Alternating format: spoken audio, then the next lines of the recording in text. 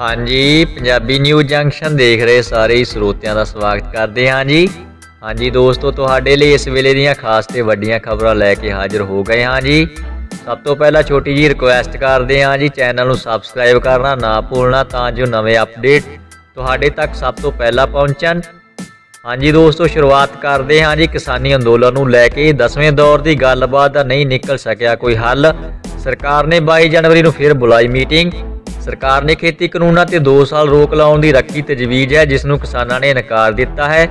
नवे खेती कानूनों संबंधी केंद्र सरकार ते अंदोलनकारी किसानों विचकार 10वें दौर की गलबात हुई।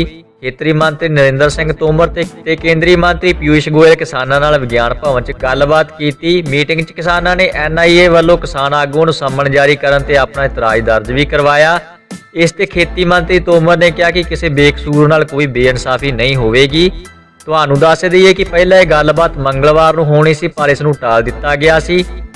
ਕਿਸਾਨ 26 ਨਵੰਬਰ ਤੋਂ ਹੀ ਤਿੰਨਾਂ ਨਵੇਂ ਖੇਤੀ ਕਾਨੂੰਨਾਂ ਖਿਲਾਫ ਦਿੱਲੀ ਬਾਰਡਰ ਤੇ ਪ੍ਰਦਰਸ਼ਨ ਕਰ ਰਹੇ ਹਨ। ਉਹ ਤਿੰਨਾਂ ਕਾਨੂੰਨਾਂ ਦੀ ਵਾਪਸੀ ਦੀ ਮੰਗ ਤੇ ਅੜੇ ਹੋਏ ਹਨ। ਉੱਥੇ ਦੂਜੇ ਪਾਸੇ ਕੇਂਦਰ ਸਰਕਾਰ ਨਵੇਂ ਕਾਨੂੰਨਾਂ ਨੂੰ ਕਿਸਾਨਾਂ ਲਈ ਹਿੱਤਕਾਰੀ ਦੱਸ ਰਹੀ ਹੈ ਤੇ ਰੇੜਕੇ ਨੂੰ ਗੱਲਬਾਤ ਜ਼ਰੀਏ ਸੁਲਝਾਉਣਾ ਚਾਹੁੰਦੀ ਹੈ। ਇਸ ਸੰਬੰਧੀ ਦੋਵਾਂ ਧਿਰਾਂ ਵਿਚਕਾਰ ਹੁਣ ਤੱਕ 9 ਗੇੜ ਦੀ ਗੱਲਬਾਤ ਹੋ ਚੁੱਕੀ ਹੈ, ਪਰ ਹੁਣ ਤੱਕ ਕੁਝ ਵੀ ਹਾਸਲ ਨਹੀਂ ਹੋਇਆ ਹੈ। केंद्र सरकार ते किसानां विचाले हुई 10वें गेड़ की गलबात सरकार ने खेती कानूनों ते रोक लाने का प्रपोजल दिता है, जिसनों किसान आगुओं ने नकार दिता।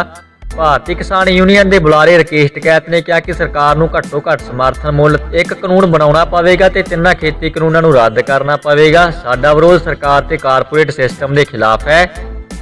खेती कानूनों खिलाफ ਸਿੰਘੂ ਬਾਰਡਰ के किसानों विरोध प्रदर्शन अज 57वें दिन जारी है। किसान मजदूर संघर्ष कमेटी के प्रधान ने दस्सिया ਅੱਜ ਦੀ बैठक तो भी उम्मीद नहीं है। इसका नतीजा पहली बैठक वर्गा ही रहा, क्योंकि सरकार का कानून रद्द करने ते MSP ते कानून बनाने का अजे मन ही नहीं है। हाँ जी दोस्तों, किसानों की चढ़ती कला लई कमेंट बॉक्स में वाहिगुरू जरूर लिखना जी। अगे वधदे हाँ जी, पंजाब च तीजी ते चौथी जमात लई इस तरीक तो खुलणगे स्कूल। सिक्ख्या मंत्री ने किया वड्डा ऐलान। पंजाब च कोरोना वायरस के मामले घटन कारण राज सरकार ने वड्डा कदम चुकिया है। राज सरकार ने हुण स्कूलों च तीजी ते चौथी दी क्लासां शुरू करने का फैसला किया है। राज च 5वीं तो 12वीं तक दी क्लासां खोलण का फैसला पहला कर दिता गया सी। ये क्लासां 27 जनवरी तो लगणगीਆਂ। इस तो इलावा पहली ते दूजी दी क्लासां 1 फरवरी तो लगणगीਆਂ। सिक्ख्या मंत्री विजय इंदर सिंगला ने बुधवार शाम यह ऐलान किया। उन्होंने कहा कि तीजी ते चौथी जमात लई 27 जनवरी तो ਅਤੇ ਪਹਿਲੀ ਤੇ ਦੂਜੀ ਜਮਾਤ ਲਈ 1 ਫਰਵਰੀ ਤੋਂ ਸ਼ੁਰੂ ਕੀਤੀਆਂ ਜਾਣਗੀਆਂ। ਵਿਜੇ ਇੰਦਰ ਸਿੰਗਲਾ ਨੇ ਦੱਸਿਆ ਕਿ ਮਾਪਿਆਂ ਵੱਲੋਂ ਕੀਤੀ ਜਾ ਰਹੀ ਲਗਾਤਾਰ ਮੰਗ ਦੇ ਮੱਦੇਨਜ਼ਰ ਪੰਜਾਬ ਸਰਕਾਰ ਨੇ ਪ੍ਰਾਇਮਰੀ ਸਕੂਲਾਂ ਲਈ 27 ਜਨਵਰੀ ਤੋਂ ਸਰਕਾਰੀ, ਐਡਿਡ ਅਤੇ ਪ੍ਰਾਈਵੇਟ ਸਕੂਲ ਖੋਲ੍ਹਣ ਦੀਆਂ ਸ਼ਰਤਾਂ ਤਹਿਤ ਮਨਜ਼ੂਰੀ ਦੇ ਦਿੱਤੀ ਹੈ। ਸਿੰਗਲਾ ਨੇ ਦੱਸਿਆ ਕਿ ਮੁੱਖ ਮੰਤਰੀ ਕੈਪਟਨ ਅਮਰਿੰਦਰ ਸਿੰਘ ਨੇ ਇਸ ਦੀ ਸਹਿਮਤੀ ਦਿੱਤੀ ਹੈ। ਤੀਜੀ ਅਤੇ ਚੌਥੀ ਕਲਾਸ ਲਈ ਸਕੂਲ 27 ਜਨਵਰੀ ਤੋਂ ਖੁੱਲ੍ਹਣਗੇ ਅਤੇ ਇਸ ਤੋਂ ਬਾਅਦ 1 ਫਰਵਰੀ ਤੋਂ ਪਹਿਲੀ ਅਤੇ ਦੂਜੀ ਜਮਾਤ ਦੇ ਵਿਦਿਆਰਥੀਆਂ ਲਈ ਸਕੂਲਾਂ 'ਚ ਕਲਾਸਾਂ ਲਗਾਉਣ ਦੀ ਇਜਾਜ਼ਤ ਦਿੱਤੀ ਗਈ ਹੈ। ਅੱਗੇ ਵਧਦੇ ਹਾਂ ਜੀ, ਲੜਕੀ ਨੂੰ ਆਈਲੈਟਸ ਕਰਵਾ ਕੇ ਵਿਦੇਸ਼ ਭੇਜਣਾ ਲੜਕੀ ਨੂੰ ਪਿਆ ਮਹਿੰਗਾ। 9,90,000 ਦੀ ਠੱਗੀ ਮਾਰਨ ਦੇ ਮਾਮਲੇ 'ਚ ਧੀ ਤੇ ਪਿਤਾ ਨਾਮਜ਼ਦ। ਲੜਕੀ ਨੂੰ ਆਈਲੈਟਸ ਕਰਵਾ ਕੇ ਵਿਦੇਸ਼ ਭੇਜਣਾ ਲੜਕੇ ਪਰਿਵਾਰ ਨੂੰ ਮਹਿੰਗਾ ਪੈ ਗਿਆ। ਲੜਕੀ ਨੇ ਆਈਲੈਟਸ ਕਰਨ ਤੋਂ ਲੈ ਕੇ ਵਿਦੇਸ਼ ਜਾਣ ਤੱਕ ਦਾ ਖਰਚਾ ਲੜਕੇ ਪਰਿਵਾਰ ਤੋਂ ਕਰਵਾ ਲਿਆ, ਪਰ ਬਾਅਦ 'ਚ ਲੜਕੇ ਨੂੰ ਕੈਨੇਡਾ ਲਿਜਾਣ ਤੋਂ ਇਨਕਾਰ ਕਰ ਦਿੱਤਾ। लड़के की शिकायत की जांच तो बाद पुलिस वालों लड़की ते उसके पिता खिलाफ मामला दर्ज करके अगली कार्रवाई शुरू कर दी है। अगस्त 2019 च हरप्रीत कौर का कनेडा का वीज़ा लग गया तो कनेडा चली गई सी, जिस ते भरोसा दिता सी कनेडा तो वापस आके उस नाल विआह करवा लवेगी ते उसनूं कनेडा लै जावेगी। कनेडा हरप्रीत कौर नाल उसकी फोन ते भी गलबात हुंदी रही। ਜਦੋਂ ਕੈਨੇਡਾ ਤੋਂ 7 ਨਵੰਬਰ 2020 ਨੂੰ ਵਾਪਸ ਆਈ ਤਾਂ ਉਸਨੇ ਕਿਹਾ ਕਿ ਉਹ ਉਸ ਨਾਲ ਵਿਆਹ ਨਹੀਂ ਕਰਵਾ ਸਕਦੀ, ਕਿਉਂਕਿ ਘਰ ਵਾਲੇ ਵਿਆਹ ਕਿਸੇ ਹੋਰ ਥਾਂ ਕਰਨਾ ਚਾਹੁੰਦੇ ਹਨ। ਉਹ ਇਹ ਗੱਲ ਵੀ ਫੋਨ ਚੈਟ ਤੇ ਮੰਨ ਚੁੱਕੀ ਹੈ ਕਿ ਉਹਨਾਂ ਨੇ 10 ਲੱਖ ਰੁਪਏ ਉਸ ਤੇ ਖਰਚੇ ਹਨ। ਬਾਅਦ 'ਚ ਉਹਨਾਂ ਨੇ ਉਸ ਨਾਲ ਗੱਲਬਾਤ ਕਰਨੀ ਬੰਦ ਕਰ ਦਿੱਤੀ। ਹਰਪ੍ਰੀਤ ਨੇ ਪੁਲਿਸ ਨੂੰ ਦੱਸਿਆ ਕਿ ਧੀ ਤੇ ਪਿਤਾ ਨੇ ਉਹਨਾਂ ਨਾਲ 9,90,000 ਦੀ ਠੱਗੀ ਮਾਰੀ ਹੈ। ਪੁਲਿਸ ਵੱਲੋਂ ਪਿਤਾ ਤੇ ਧੀ ਖਿਲਾਫ ਮਾਮਲਾ ਦਰਜ ਕਰਕੇ ਅਗਲੀ ਕਾਰਵਾਈ ਸ਼ੁਰੂ ਕਰ ਦਿੱਤੀ ਹੈ। ਅੱਗੇ ਵਧਦੇ ਹਾਂ ਜੀ, ਲੁਧਿਆਣਾ 'ਚ ਨੌਜਵਾਨਾਂ ਨੇ ਘੁਮਾਉਣ ਦੇ ਬਹਾਨੇ ਨਾਬਾਲਗ ਨੂੰ ਅਗਵਾ ਕਰਕੇ ਟੈਂਪੂ 'ਚ ਰਾਤ ਭਰ ਕੀਤਾ ਜਬਰ ਜਨਾਹ। ਭਾਮੀਆ ਕਲਾਂ ਦੇ ਰਾਮਨਗਰ 'ਚ ਰਹਿਣ ਵਾਲੀ 14 ਸਾਲ ਦੀ ਨਾਬਾਲਗ ਦਾ ਇਲਾਕੇ 'ਚ ਰਹਿਣ ਵਾਲੇ 2 ਨੌਜਵਾਨਾਂ ਨੇ ਘੁਮਾਉਣ ਦੇ ਬਹਾਨੇ ਅਗਵਾ ਕਰਕੇ ਰਾਤ ਭਰ ਜਬਰ ਜਨਾਹ ਕਰਦਾ ਰਿਹਾ। ਅਗਲੀ ਸਵੇਰ ਉਸ ਨੂੰ ਸਕੂਲ ਦੇ ਬਾਹਰ ਛੱਡ ਕੇ ਫਰਾਰ ਹੋ ਗਿਆ। ਹੁਣ ਥਾਣਾ ਜਮਾਲਪੁਰ ਪੁਲਿਸ ਨੇ ਉਸ ਖਿਲਾਫ ਜਬਰ ਜਨਾਹ ਤੇ ਪਾਕਸੋ ਐਕਟ ਦੇ ਤਹਿਤ ਕੇਸ ਦਰਜ ਕਰਕੇ ਉਸ ਦੀ ਤਲਾਸ਼ ਸ਼ੁਰੂ ਕਰ ਦਿੱਤੀ ਹੈ। ਪੁਲਿਸ ਦਾ ਕਹਿਣਾ ਹੈ ਕਿ ਮਾਮਲੇ ਦੀ ਜਾਂਚ ਕੀਤੀ ਜਾ ਰਹੀ ਹੈ ਤੇ ਦੋਸ਼ੀ ਨੂੰ ਕਿਸੇ ਕੀਮਤ ਤੇ ਵੀ ਬਖਸ਼ਿਆ ਨਹੀਂ ਜਾਵੇਗਾ। ਬਿਆਨ 'ਚ ਨਾਬਾਲਗ ਨੇ ਦੱਸਿਆ ਕਿ ਸੋਮਵਾਰ ਸ਼ਾਮ ਉਹ ਆਪਣੇ ਕੰਮ ਤੋਂ ਘਰ ਵਾਪਸ ਪਰਤ ਆਏ ਤਾਂ ਉਹਨਾਂ ਦੀ ਬੇਟੀ ਨਹੀਂ ਸੀ। ਉਹ ਉਸ ਨੂੰ ਲੱਭਦੇ ਰਹੇ। ਮੰਗਲਵਾਰ ਸਵੇਰ 11 ਵਜੇ ਉਹ ਘਰ ਆਈ ਤਾਂ ਉਸਨੇ ਦੱਸਿਆ ਕਿ ਦੋਸ਼ੀ ਸੋਮਵਾਰ ਸ਼ਾਮ 4 ਵਜੇ ਉਸ ਨੂੰ ਛੋਟੇ ਹਾਥੀ ਤੇ ਘੁਮਾਉਣ ਦੇ ਬਹਾਨੇ ਆਪਣੇ ਨਾਲ ਬਿਠਾ ਕੇ ਲੈ ਗਏ। ਗਿਆਸਪੁਰਾ ਦੇ ਇੱਕ ਸੁੰਨਸਾਨ ਗਲੀ 'ਚ ਛੋਟਾ ਹਾਥੀ ਖੜਾ ਕਰਨ ਤੋਂ ਬਾਅਦ ਦੋਸ਼ੀ ਨੇ ਉਸ ਨਾਲ ਜ਼ਬਰ ਜਨਾਹ ਕੀਤਾ। ਇਸ ਤੋਂ ਬਾਅਦ ਮੰਗਲਵਾਰ ਸਵੇਰ 11 ਵਜੇ ਦੋਸ਼ੀ ਉਸ ਨੂੰ ਸਰਕਾਰੀ ਸਕੂਲ ਮੁੰਡੀਆਂ ਕਲਾਂ ਦੇ ਬਾਹਰ ਛੱਡ ਕੇ ਫਰਾਰ ਹੋ ਗਿਆ। ਜਤਿੰਦਰ ਕੁਮਾਰ ਨੇ ਦੱਸਿਆ ਕਿ ਦੋਸ਼ੀ ਛੋਟੇ ਹਾਥੀ ਦੇ ਕਲੀਨਰ ਦਾ ਕੰਮ ਕਰਦਾ ਹੈ। ਜਾਂਚ ਪੜਤਾਲ 'ਚ ਪਤਾ ਚੱਲਿਆ ਕਿ ਸੋਮਵਾਰ ਸ਼ਾਇਦ ਉਹ ਗੱਡੀ ਮੰਗ ਕੇ ਲਿਆਇਆ ਸੀ। ਉਸ ਦੀ ਤਲਾਸ਼ 'ਚ ਛਾਪੇਮਾਰੀ ਕੀਤੀ ਜਾ ਰਹੀ ਹੈ। ਪੁਲਿਸ ਦੇ ਅਨੁਸਾਰ ਉਸ ਨੂੰ ਜਲਦੀ ਗ੍ਰਿਫਤਾਰ ਕਰ ਲਿਆ ਜਾਵੇਗਾ। ਹਾਂਜੀ ਦੋਸਤੋ, ਪੰਜਾਬ ਵਿੱਚ ਦਿਨੋਂ ਦਿਨ ਵੱਧ ਰਹੀਆਂ ਅਜਿਹੀਆਂ ਅਪਰਾਧਿਕ ਘਟਨਾਵਾਂ ਨੂੰ ਲੈ ਕੇ ਤੁਹਾਡੇ ਕੀ ਵਿਚਾਰ ਨੇ ਕਮੈਂਟ ਬਾਕਸ ਵਿੱਚ ਜ਼ਰੂਰ ਲਿਖਣਾ ਜੀ। ਅੱਗੇ ਵਧਦੇ ਹਾਂ ਜੀ। ਯੂਟੀ ਪ੍ਰਸ਼ਾਸਨ ਦੀ ਸ਼ਹਿਰ ਦੇ ਕੋਚਿੰਗ ਸੈਂਟਰਾਂ ਤੇ ਵੱਡੀ ਕਾਰਵਾਈ, 86 ਨੂੰ ਨੋਟਿਸ ਜਾਰੀ। ਚੰਡੀਗੜ੍ਹ ਪ੍ਰਸ਼ਾਸਨ ਨੇ ਸ਼ਹਿਰ ਦੇ ਪ੍ਰਾਈਵੇਟ ਕੋਚਿੰਗ ਸੈਂਟਰ ਤੇ ਸਖਤ ਕਾਰਵਾਈ ਕਰਦੇ ਹੋਏ ਨੋਟਿਸ ਜਾਰੀ ਕਰ ਦਿੱਤੇ ਹਨ। ਚੰਡੀਗੜ੍ਹ ਦੇ ਵੱਖ-ਵੱਖ ਸੈਕਟਰਾਂ ਵਿੱਚ ਸਾਲਾਂ ਤੋਂ ਚੱਲ ਰਹੇ ਕੋਚਿੰਗ ਸੈਂਟਰ ਸੰਚਾਲਕਾਂ ਨੂੰ ਐਸਡੀਐਮ ਕੋਰਟ ਵੱਲੋਂ ਨੋਟਿਸ ਜਾਰੀ ਕੀਤਾ ਗਿਆ ਹੈ, ਜਿਸ ਵਿੱਚ 86 ਕੋਚਿੰਗ ਸੈਂਟਰਾਂ ਦਾ ਨਾਂ ਸ਼ਾਮਲ ਹੈ। ਯੂਟੀ ਪ੍ਰਸ਼ਾਸਨ ਦੀ ਇਸ ਕਾਰਵਾਈ ਤੋਂ ਬਾਅਦ ਕੋਚਿੰਗ ਸੈਂਟਰ ਸੰਚਾਲਕਾਂ ਵਿੱਚ ਹਫੜਾ ਦਫੜੀ ਮਚ ਗਈ। ਐਸਡੀਐਮ ਹਰਜੀਤ ਸਿੰਘ ਸੰਧੂ ਵੱਲੋਂ ਜਾਰੀ ਨੋਟਿਸ ਵਿੱਚ ਲਿਸਟ ਵਿੱਚ ਸ਼ਾਮਲ ਸਾਰੇ ਕੋਚਿੰਗ ਸੰਚਾਲਕਾਂ ਨੂੰ ਕੋਰਟ ਵਿੱਚ ਹਾਜ਼ਰ ਹੋਣ ਦੇ ਨਿਰਦੇਸ਼ ਜਾਰੀ ਕੀਤੇ ਗਏ ਹਨ। ਸਾਰਿਆਂ ਨੂੰ ਆਗਾਮੀ 27 ਜਨਵਰੀ 2021 ਨੂੰ ਦੁਪਹਿਰ 3 ਵਜੇ ਪੇਸ਼ ਹੋਣਾ ਹੋਵੇਗਾ। ਕੋਚਿੰਗ ਸੈਂਟਰ ਨੂੰ ਜਾਰੀ ਨੋਟਿਸ ਵਿੱਚ ਜਾਣਕਾਰੀ ਨਹੀਂ ਹੈ ਕਿ ਇਹਨਾਂ ਸੰਚਾਲਕਾਂ ਨੂੰ ਕਿਸ ਲਈ ਤਲਬ ਕੀਤਾ ਗਿਆ ਹੈ।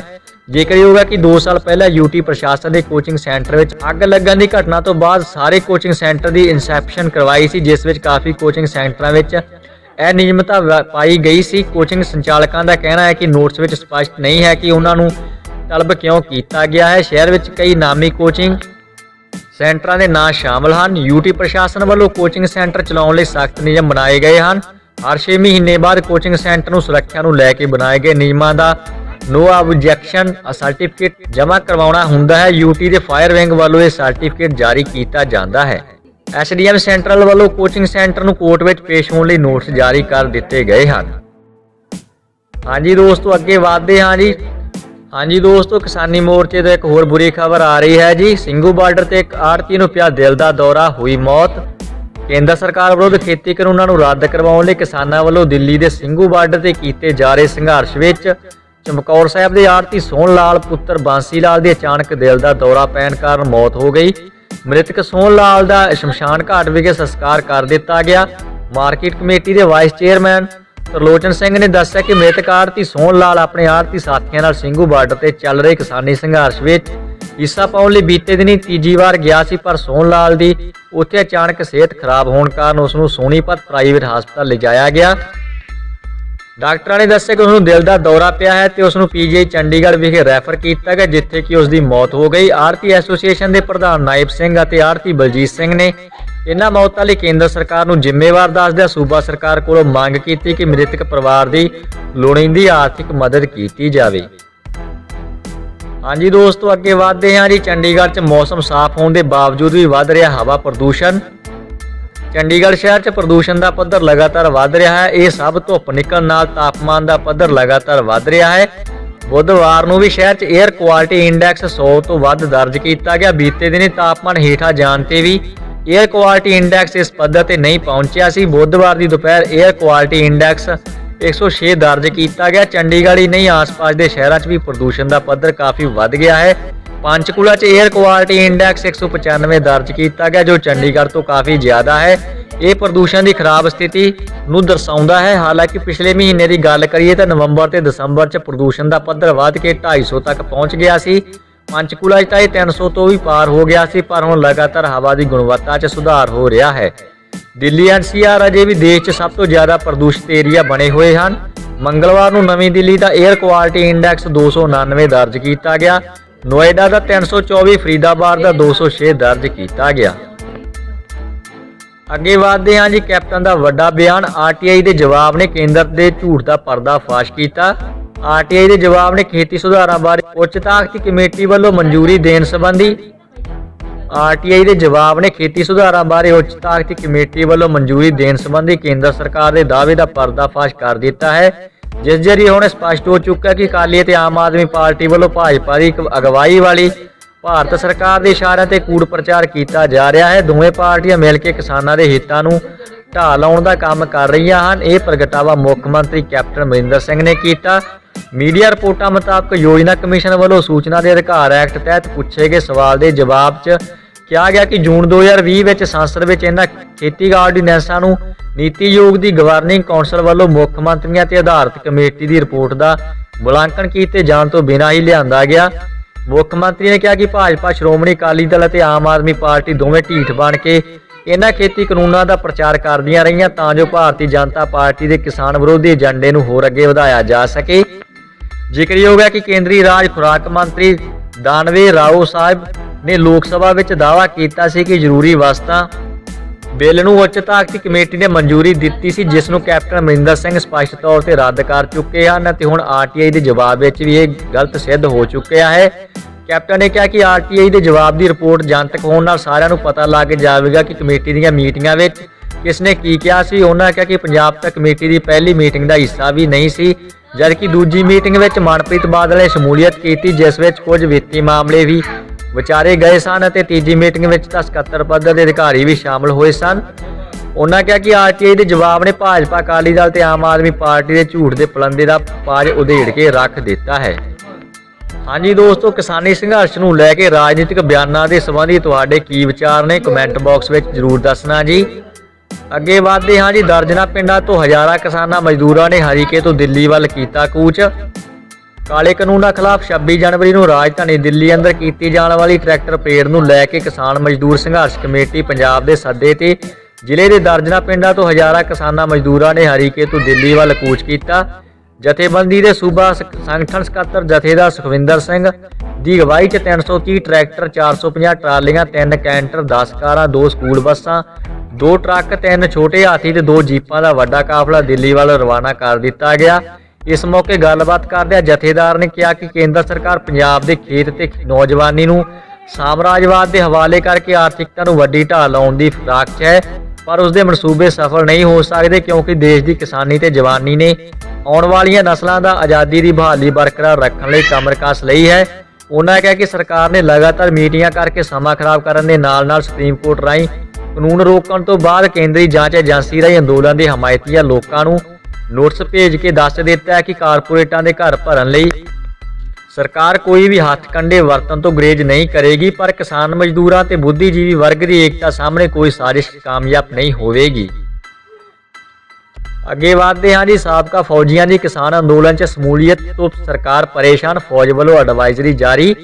ਖੇਤੀ ਕਾਨੂੰਨਾਂ ਖਿਲਾਫ ਚੱਲ ਰਹੇ ਕਿਸਾਨੀ ਸੰਘਰਸ਼ 'ਚ ਹਰ ਵਰਗ ਦਾ ਸਾਥ ਮਿਲ ਰਿਹਾ ਹੈ। ਇਸ ਵਿੱਚ ਮੁਲਾਜ਼ਮ ਜਥੇਬੰਦੀਆਂ ਤੋਂ ਇਲਾਵਾ ਸਾਬਕਾ ਫੌਜੀਆਂ ਦੇ ਸੰਗਠਨ ਵੀ ਸ਼ਾਮਲ ਹਨ। ਜ਼ਿਆਦਾਤਰ ਸਾਬਕਾ ਫੌਜੀ ਖੇਤੀਬਾੜੀ ਨਾਲ ਜੁੜੇ ਹੋਏ ਹਨ, ਜਿਸ ਕਾਰਨ ਉਹ ਕਿਸਾਨਾਂ ਦੇ ਮੋਢੇ ਨਾਲ ਮੋਢਾ ਜੋੜ ਕੇ ਵਿਚਰ ਰਹੇ ਹਨ। ਦਿੱਲੀ ਦੇ ਬਾਰਡਰਾਂ ਤੇ ਚੱਲ ਰਹੇ ਅੰਦੋਲਨ ਵਿੱਚ ਵੱਡੀ ਗਿਣਤੀ ਸਾਬਕਾ ਸੈਨਿਕ ਫੌਜੀ ਵਰਦੀ ਵਿਚਰ ਰਹੇ ਹਨ। ਇਹਨਾਂ ਸੈਨਿਕਾਂ ਵੱਲੋਂ ਆਪਣੇ ਤਗਮੇ ਵੀ ਪਹਿਨੇ ਹੋਏ ਆਮ ਵੇਖੇ ਜਾ ਸਕਦੇ ਹਨ। ਦੂਜੇ ਪਾਸੇ ਸਾਬਕਾ ਫੌਜੀਆਂ ਦੀ ਕਿਸਾਨੀ ਸੰਘਰਸ਼ ਵਿੱਚ ਸ਼ਮੂਲੀਅਤ ਤੋਂ ਸਰਕਾਰ ਚਿੰਤਿਤ ਹੈ। ਇਸ ਦੌਰਾਨ ਭਾਰਤੀ ਫੌਜ ਨੇ ਸਾਬਕਾ ਫੌਜੀਆਂ ਦੇ ਮੈਡਲ ਤੇ ਰਿਬਨ ਪਹਿਨਣ ਬਾਰੇ ਐਡਵਾਈਜ਼ਰੀ ਜਾਰੀ ਕੀਤੀ ਗਈ ਹੈ। ਇਸ ਐਡਵਾਈਜ਼ਰੀ ਦੇ ਅਨੁਸਾਰ ਸਾਬਕਾ ਫੌਜੀਆਂ ਵੱਲੋਂ ਭਾਰਤੀ ਫੌਜ ਦੇ ਮੈਡਲ ਅਤੇ ਰਿਬਨ ਸਿਰਫ ਫੌਜ ਦੇ ਨਿਯਮਾਂ ਤਹਿਤ ਪਹਿਨੇ ਜਾ ਸਕਦੇ ਹਨ। ਫੌਜ ਦੇ ਨਿਯਮਾਂ ਮੁਤਾਬਕ ਸਿਆਸੀ ਰੈਲੀਆਂ ਵਿੱਚ ਫੌਜੀਆਂ ਜਾਂ ਸਾਬਕਾ ਸੈਨਿਕਾਂ ਨੂੰ ਮੈਡਲ ਜਾਂ ਰਿਬਨ ਪਹਿਨਣ ਦੀ ਆਗਿਆ ਨਹੀਂ ਹੋਵੇਗੀ। ਸੈਨਾ ਦੇ ਸੂਤਰਾਂ ਮੁਤਾਬਕ ਫੌਜੀ ਵਰਦੀਆਂ, ਫੌਜੀ ਮੈਡਲ ਜਾਂ ਰਿਬਨ ਕਿਸੇ ਵੀ ਰਾਜਨੀਤਿਕ ਰੈਲੀਆਂ 'ਚ ਸਾਬਕਾ ਸੈਨਿਕਾਂ ਨੂੰ ਨਹੀਂ ਪਹਿਨਣੇ ਚਾਹੀਦੇ। ਭਾਰਤੀ ਸੈਨਾ ਦੇ ਨਿਯਮ ਇਸ ਦੀ ਆਗਿਆ ਨਹੀਂ ਦਿੰਦੇ ਹਨ। ਇਹ ਮਿਲਟਰੀ ਐਡਵਾਈਜ਼ਰੀ ਉਸ ਸਮੇਂ ਜਾਰੀ ਕੀਤੀ ਗਈ ਹੈ ਜਦੋਂ ਸਾਬਕਾ ਸੈਨਿਕ ਰਾਜਨੀਤਿਕ ਪਾਰਟੀਆਂ ਦੀਆਂ ਰੈਲੀਆਂ ਤੇ ਵਿਰੋਧ ਪ੍ਰਦਰਸ਼ਨਾਂ 'ਚ ਫੌਜੀ ਵਰਦੀਆਂ, ਮੈਡਲ ਅਤੇ ਰਿਬਨ ਨਾਲ ਵੇਖੇ ਗਏ ਹਨ। ਇਸ ਨੂੰ ਸਰਕਾਰ ਦੀਆਂ ਮਨਸ਼ਾਵਾਂ ਨਾਲ ਜੋੜ ਕੇ ਵੇਖਿਆ ਜਾ ਰਿਹਾ ਹੈ। ਕੁਝ ਰਾਜਨੀਤਿਕ ਪਾਰਟੀਆਂ ਦੇ ਲੀਡਰਾਂ ਨੇ ਵੀ ਦਾਅਵਾ ਕੀਤਾ ਕਿ ਕਿਸਾਨ 26 ਜਨਵਰੀ ਗਣਤੰਤਰ ਦਿਵਸ ਤੇ ਆਪਣੀ ਟਰੈਕਟਰ ਪਰੇਡ ਰਾਸ਼ਟਰੀ ਰਾਜਧਾਨੀ ਦਿੱਲੀ ਵਿੱਚ ਕੱਢਣਗੇ। ਇਹ ਮੰਨਿਆ ਜਾਂਦਾ ਹੈ ਕਿ ਜੇ ਕਿਸਾਨ ਆਪਣੀ ਟਰੈਕਟਰ ਪਰੇਡ ਕੱਢਦੇ ਹਨ ਤਾਂ ਅੰਦੋਲਨ 'ਚ ਸ਼ਾਮਲ ਸਾਬਕਾ ਫੌਜੀ ਆਪਣੀ ਵਰਦੀ ਅਤੇ ਮੈਡਲ ਪਹਿਨ ਸਕਦੇ ਹਨ। ਅੱਗੇ ਵਧਦੇ ਹਾਂ ਜੀ। ਕਮੇਟੀ ਦੀ ਕਿਸਾਨਾਂ ਵਾਲਾ ਮੀਟਿੰਗ 21 ਨੂੰ ਐਸਸੀ ਵੱਲੋਂ ਗਠਿਤ ਕਮੇਟੀ ਦੀ ਪਹਿਲੀ ਮੀਟਿੰਗ 'ਚ ਲਿਆ ਫੈਸਲਾ। ਨਵੇਂ ਖੇਤੀ ਕਾਨੂੰਨਾਂ ਤੇ ਸੁਪਰੀਮ ਕੋਰਟ ਵੱਲੋਂ ਬਣਾਈ ਕਮੇਟੀ ਦੀ ਮੰਗਲਵਾਰ ਨੂੰ ਪਹਿਲੀ ਮੀਟਿੰਗ ਹੋਈ। ਇਸ ਦੌਰਾਨ ਕਮੇਟੀ ਮੈਂਬਰਾਂ ਨੇ ਅੱਗੋਂ ਦੀ ਰਣਨੀਤੀ ਤੇ ਚਰਚਾ ਕੀਤੀ। ਮੀਟਿੰਗ ਤੋਂ ਬਾਅਦ ਕਮੇਟੀ ਦੇ ਮੈਂਬਰ ਅਤੇ ਸੰਗਠਨ ਦੇ ਪ੍ਰਧਾਨ ਅਨਿਲ ਕਨਵਟ ਨੇ ਕਿਹਾ ਕਿ 21 ਜਨਵਰੀ ਨੂੰ ਕਿਸਾਨਾਂ ਨਾਲ ਕਮੇਟੀ ਦੀ ਪਹਿਲੀ ਮੀਟਿੰਗ ਹੋਵੇਗੀ। ਉਹਨਾਂ ਇਹ ਕਿਹਾ ਕਿ ਇਹ ਤੈਅ ਹੋ ਚੁੱਕਾ ਕਿ ਜਿਹੜੀਆਂ ਜਥੇਬੰਦੀਆਂ 21 ਜਨਵਰੀ ਨੂੰ ਮਿਲਣਾ ਚਾਹੁੰਦੀਆਂ ਹਨ ਉਹਨਾਂ ਨਾਲ ਆਮੋ ਸਾਹਮਣੇ ਮੀਟਿੰਗ ਹੋਵੇਗੀ ਅਤੇ ਜਿਹੜੀਆਂ ਜਥੇਬੰਦੀਆਂ ਮਿਲਣਾ ਨਹੀਂ ਚਾਹੁੰਦੀਆਂ ਉਹਨਾਂ ਨਾਲ ਵੀਡੀਓ ਕਾਨਫਰੰਸਿੰਗ ਰਾਹੀਂ ਗੱਲਬਾਤ ਹੋਵੇਗੀ। ਉਹਨਾਂ ਕਿਹਾ ਜੇਕਰ ਸਰਕਾਰ ਸਾਡੇ ਕੋਲ ਗੱਲਬਾਤ ਲਈ ਆਉਂਦੀ ਹੈ ਤਾਂ ਉਸ ਦਾ ਸਵਾਗਤ ਹੋਵੇਗਾ।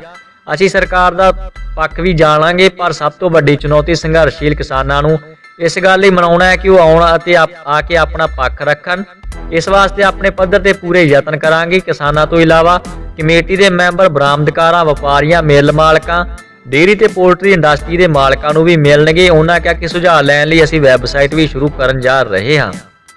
ਉਹਨਾਂ ਕਿਹਾ ਕਿ ਸੁਪਰੀਮ ਕੋਰਟ ਵੱਲੋਂ ਖੇਤੀ ਕਾਨੂੰਨਾਂ ਬਾਰੇ ਬਣਾਈ ਗਈ ਕਮੇਟੀ ਦੇ ਮੈਂਬਰ ਇਹਨਾਂ ਕਾਨੂੰਨਾਂ ਤੇ ਨਿੱਜੀ ਵਿਚਾਰ ਨਹੀਂ ਦੇਣਗੇ। ਉਹ ਕਿਸੇ ਪਾਰਟੀ ਜਾਂ ਸਰਕਾਰ ਨਾਲ ਨਹੀਂ ਹਨ। ਕਮੇਟੀ ਸੁਪਰੀਮ ਕੋਰਟ ਨੂੰ ਰਿਪੋਰਟ ਦੇਣ ਵੇਲੇ ਆਪਣੇ ਵਿਚਾਰ ਇੱਕ ਪਾਸੇ ਰੱਖੇਗੀ। ਸਾਨੂੰ ਜਿਹੜੀ ਜ਼ਿੰਮੇਵਾਰੀ ਦਿੱਤੀ ਗਈ ਹੈ ਅਸੀਂ ਉਸ ਨੂੰ ਪੂਰੀ ਤਨਦੇਹੀ ਨਾਲ ਪੂਰਾ ਕਰਾਂਗੇ। ਉਹਨਾਂ ਕਿਹਾ ਕਿ ਖੇਤੀ ਸੈਕਟਰ 'ਚ ਸੁਧਾਰਾਂ ਦੀ ਬਹੁਤ ਲੋੜ ਸੀ ਤੇ ਜੇਕਰ ਇਹਨਾਂ ਨੂੰ ਰੱਦ ਕੀਤਾ ਗਿਆ ਤਾਂ ਅਗਲੇ 50 ਸਾਲਾਂ ਤੱਕ ਕੋਈ ਸਰਕਾਰ ਇਹਨਾਂ ਨੂੰ ਕਰਨ ਦੀ ਕੋਸ਼ਿਸ਼ ਨਹੀਂ ਕਰੇਗੀ। ਪਿਛਲੇ 70 ਸਾਲਾਂ 'ਚ ਜਿਹੜੇ ਕਾਨੂੰਨ ਲਾਗੂ ਕੀਤੇ ਗਏ ਹਨ ਉਹ ਕਿਸਾਨਾਂ ਦੇ ਹੱਕ 'ਚ ਨਹੀਂ ਹਨ ਤੇ ਕਰੀਬ 4,50,000 ਕਿਸਾਨ ਖੁਦਕੁਸ਼ੀਆਂ ਕਰ ਚੁੱਕੇ ਹਨ। ਕਿਸਾਨ ਗਰੀਬ ਹੋ ਰਿਹਾ ਤੇ ਕਰਜ਼ ਹੇਠਾਂ ਦੱਬਿਆ ਜਾ ਰਿਹਾ ਹੈ। ਕੋਈ ਤਬਦੀਲੀਆਂ ਦੀ ਲੋੜ ਹੈ ਪਰ ਉਸ ਤੋਂ ਪਹਿਲਾਂ ਹੀ ਵਿਰੋਧ ਸ਼ੁਰੂ ਹੋ ਗਿਆ। ਕਮੇਟੀ ਦੇ ਦੋ ਹੋਰ ਮੈਂਬਰਾਂ ਨੇ ਕਿਹਾ ਕਿ ਨਿਰਪੱਖ ਰਹਿ ਕੇ ਸਰਕਾਰ ਤੇ ਕਿਸਾਨਾਂ ਵਿਚਾਲੇ ਚੱਲ ਰਹੇ ਅੜਿੱਕੇ ਨੂੰ ਦੂਰ ਕਰਨਾ ਅਹਿਮ ਹੈ ਅਤੇ ਸੰਘਰਸ਼ੀਲ ਕਿਸਾਨਾਂ ਨੂੰ ਸਾਡੀ ਗੁਜ਼ਾਰਿਸ਼ ਹੈ ਕਿ ਅਸੀਂ ਉਹਨਾਂ ਨਾਲ ਗੱਲ ਕਰਨੀ ਚਾਹੁੰਦੇ ਹਾਂ। ਅੱਗੇ ਵਧਦੇ ਹਾਂ ਜੀ। ਪੁਲਿਸ 'ਚ ਭਰਤੀ ਕਰਵਾਉਣ ਦੇ ਨਾਂ ਤੇ 3 ਲੱਖ ਰੁਪਏ ਦੀ ਮਾਰੀ ਠੱਗੀ। ਪੰਜਾਬ ਪੁਲਿਸ 'ਚ ਸਿਪਾਹੀ ਭਰਤੀ ਕਰਵਾਉਣ ਦੇ ਨਾਂ ਤੇ 3,10,000 ਰੁਪਏ ਦੀ ਠੱਗੀ ਮਾਰਨ ਦੇ ਦੋਸ਼ ਵਿੱਚ ਪੁਲਿਸ ਥਾਣਾ ਕੰਬੋ ਵੱਲੋਂ ਪਤੀ ਪਤਨੀ ਖਿਲਾਫ ਮਾਮਲਾ ਦਰਜ ਕੀਤਾ ਗਿਆ ਹੈ। ਮੁਲਜ਼ਮਾਂ ਦੀ ਪਹਿਚਾਣ ਪਿੰਡ ਸੂਈਆਂ ਖੁਰਦ ਵਾਸੀ ਰਾਜਵਿੰਦਰ ਸਿੰਘ ਉਰਫ ਰਾਜੂ ਅਤੇ ਉਸ ਦੀ ਪਤਨੀ ਬਲਜੀਤ ਕੌਰ ਦੱਸੀ ਗਈ ਹੈ। ਇਸ ਸੰਬੰਧੀ ਪਿੰਡ ਸੂਈਆਂ ਖੁਰਦ ਵਾਸੀ ਜਸਪ੍ਰੀਤ ਸਿੰਘ ਨੇ ਦੱਸਿਆ ਕਿ ਉਹ ਬੇਰੁਜ਼ਗਾਰ ਸੀ ਅਤੇ ਪੁਲਿਸ ਵਿੱਚ ਭਰਤੀ ਹੋਣਾ ਚਾਹੁੰਦਾ ਸੀ। ਨਜ਼ਦੀਕ ਹੀ ਰਹਿੰਦੇ ਉਕਤ ਪਤੀ ਪਤਨੀ ਨੇ ਕਿਹਾ ਕਿ ਉਹਨਾਂ ਦੀ ਪੁਲਿਸ ਅਧਿਕਾਰੀਆਂ ਨਾਲ ਚੰਗੀ ਜਾਣ ਪਹਿਚਾਣ ਹੈ ਤੇ ਉਹ ਉਸ ਨੂੰ ਪੁਲਿਸ ਵਿੱਚ ਭਰਤੀ ਕਰਵਾ ਦੇਣਗੇ। ਜਿਸ ਦੇ ਬਾਅਦ ਉਕਤ ਪਤੀ ਪਤਨੀ ਨੇ ਉਸ ਤੋਂ 3,10,000 ਰੁਪਏ ਲੈ ਰਹੇ, ਪਰ ਨਾ ਤਾਂ ਉਸ ਨੂੰ ਪੁਲਿਸ ਵਿੱਚ ਭਰਤੀ ਕਰਵਾਇਆ ਗਿਆ ਤੇ ਨਾ ਹੀ ਪੈਸੇ ਵਾਪਸ ਕੀਤੇ ਗਏ। ਜਿਸ ਸੰਬੰਧੀ ਉਸਨੇ ਅਗਸਤ 2020 ਵਿੱਚ ਪੁਲਿਸ ਜ਼ਿਲ੍ਹਾ ਅੰਮ੍ਰਿਤਸਰ ਦਿਹਾਤੀ ਦੇ ਉੱਚ ਅਧਿਕਾਰੀਆਂ ਨੂੰ ਲਿਖਤੀ ਸ਼ਿਕਾਇਤ ਦਿੱਤੀ ਸੀ। ਇਸ ਸੰਬੰਧੀ ਜਾਂਚ ਅਧਿਕਾਰੀ ਐਸਆਈ ਤਰਸੇਮ ਸਿੰਘ ਨੇ ਦੱਸਿਆ ਕਿ ਉੱਚ ਅਧਿਕਾਰੀਆਂ ਦੀ ਜਾਂਚ ਅਤੇ ਡੀਏ ਲੀਗਲ ਦੀ ਰਾਏ ਨਾਲ ਉਕਤ ਪਤੀ ਪਤਨੀ ਦੇ ਖਿਲਾਫ ਧੋਖਾਧੜੀ ਅਤੇ ਹੋਰ ਧਾਰਾਵਾਂ ਦੇ ਤਹਿਤ ਮਾਮਲਾ ਦਰਜ ਕਰਕੇ ਅੱਗੇ ਦੀ ਕਾਰਵਾਈ ਸ਼ੁਰੂ ਕਰ ਦਿੱਤੀ ਗਈ ਹੈ। ਅੱਗੇ ਵਧਦੇ ਹਾਂ ਜੀ। ਨਕੋਦਰ 'ਚ ਐਸਟੀਐਫ ਟੀਮ ਨੇ ਨਸ਼ਾ ਤਸਕਰਾਂ ਨੂੰ ਫੜਨ ਲਈ ਕੀਤੀ ਫਾਇਰਿੰਗ। ਨਕੋਦਰ ਦੇ ਬੱਸ ਸਟੈਂਡ ਦੇ ਬਾਹਰ ਉਸ ਵੇਲੇ ਐਸਟੀਐਫ ਵੱਲੋਂ ਗੋਲੀ ਚਲਾ ਕੇ ਨਸ਼ੇ ਦੇ 2 ਸਮਗਲਰਾਂ ਨੂੰ ਕਾਬੂ ਕੀਤਾ ਗਿਆ। ਜਦ ਸਮਗਲਰਾਂ ਨੇ ਭੱਜਣ ਦੀ ਕੋਸ਼ਿਸ਼ ਕੀਤੀ, ਕਾਬੂ ਕੀਤੇ ਗਏ ਸਮਗਲਰਾਂ ਪਾਸੋਂ ਹੈਰੋਇਨ, ਪਿਸਟਲ ਅਤੇ ਕਾਰਤੂਸ ਬਰਾਮਦ ਹੋਏ ਹਨ। ਜਾਣਕਾਰੀ ਅਨੁਸਾਰ ਨਕੋਦਰ ਵਾਲੇ ਇੱਕ ਸਵਿਫਟ ਗੱਡੀ ਜਾ ਰਹੀ ਸੀ ਜਿਸ ਦੇ ਪਿੱਛੇ 3 ਗੱਡੀਆਂ ਲੱਗੀਆਂ ਹੋਈਆਂ ਸਨ। ਨਕੋਦਰ ਬੱਸ ਸਟੈਂਡ ਦੇ ਲਾਗੇ ਭੀੜ ਹੋਣ ਕਾਰਨ ਸਵਿਫਟ ਗੱਡੀ ਦੀ ਰਫ਼ਤਾਰ ਜਦ ਘੱਟ ਹੋਈ ਤਾਂ ਪਿੱਛੋਂ ਆ ਰਹੀਆਂ ਗੱਡੀਆਂ ਨੇ ਸਵਿਫਟ ਗੱਡੀ ਨੂੰ ਘੇਰਾ ਪਾ ਲਿਆ। ਸਵਿਫਟ ਗੱਡੀ ਦੇ ਚਾਲਕ ਨੇ ਜਦੋਂ ਭੱਜਣ ਦੀ ਕੋਸ਼ਿਸ਼ ਕੀਤੀ ਤਾਂ ਪਿੱਛੋਂ ਆਈ ਗੱਡੀਆਂ ਵਿੱਚ ਸਵਾਰ ਮੁਲਾਜ਼ਮਾਂ ਨੇ ਗੋਲੀ ਚਲਾ ਦਿੱਤੀ ਅਤੇ 2 ਨੌਜਵਾਨਾਂ ਨੂੰ ਕਾਬੂ ਕਰ ਲਿਆ। ਜਦ ਸਮਗਲਰਾਂ ਵੱਲੋਂ ਐਸਟੀਐਫ ਦੀ ਟੀਮ ਨੂੰ ਦੇਖਿਆ ਗਿਆ ਤਾਂ ਸਮਗਲਿੰਗ ਦੀ ਗੱਡੀ ਨੇ ਪੁਲਿਸ ਮੁਲਾਜ਼ਮਾਂ ਦੀ ਗੱਡੀ ਨੂੰ ਟੱਕਰ ਮਾਰਨ ਦੀ ਕੋਸ਼ਿਸ਼ ਕੀਤੀ, ਜਿਸ ਤੋਂ ਬਾਅਦ ਮੁਲਾਜ਼ਮਾਂ ਨੇ ਹਵਾ ਵਿੱਚ ਗੋਲੀਆਂ ਚਲਾਈਆਂ। ਇਸ ਤੋਂ ਬਾਅਦ ਦੋਵਾਂ ਸਮਗਲਰਾਂ ਨੂੰ ਕਾਬੂ ਕਰਕੇ ਉਹਨਾਂ ਦੀ ਤਲਾਸ਼ੀ ਲਈ ਗਈ। ਉਹਨਾਂ ਕੋਲੋਂ 450 ਗ੍ਰਾਮ ਹੈਰੋਇਨ ਤੇ ਇੱਕ ਦੇਸੀ ਪਿਸਟਲ ਅਤੇ 9 ਜਿੰਦਾ ਕਾਰਤੂਸ ਵੀ ਬਰਾਮਦ ਹੋਏ ਹਨ। ਕੇਂਦਰ ਨੇ ਦਿੱਤਾ ਪੰਜਾਬ ਨੂੰ ਝਟਕਾ। ਆਰਡੀਐਫ ਤੋਂ ਬਾਅਦ ਹੁਣ ਮਾਰਕੀਟ ਫੀਸ ਬਾਰੇ ਮੰਗੇ ਸਰਟੀਫਿਕੇਟ। ਕੇਂਦਰ ਸਰਕਾਰ ਪੰਜਾਬ ਸਰਕਾਰ ਨੂੰ ਛੇਤੀ ਇੱਕ ਹੋਰ ਝਟਕਾ ਦੇ ਸਕਦੀ ਹੈ। ਖੁਰਾਕੀ ਅਨਾਜ ਤੇ ਲੱਗੇ ਟੈਕਸਾਂ ਵਿੱਚ ਦਿਹਾਤੀ ਵਿਕਾਸ ਫੰਡ ਨੂੰ ਰੋਕਣ ਤੋਂ ਬਾਅਦ ਹੁਣ 3% ਦੀ ਮਾਰਕੀਟ ਫੀਸ ਤੇ ਵੀ ਕੇਂਦਰ ਦੀ ਨਜ਼ਰ ਹੈ।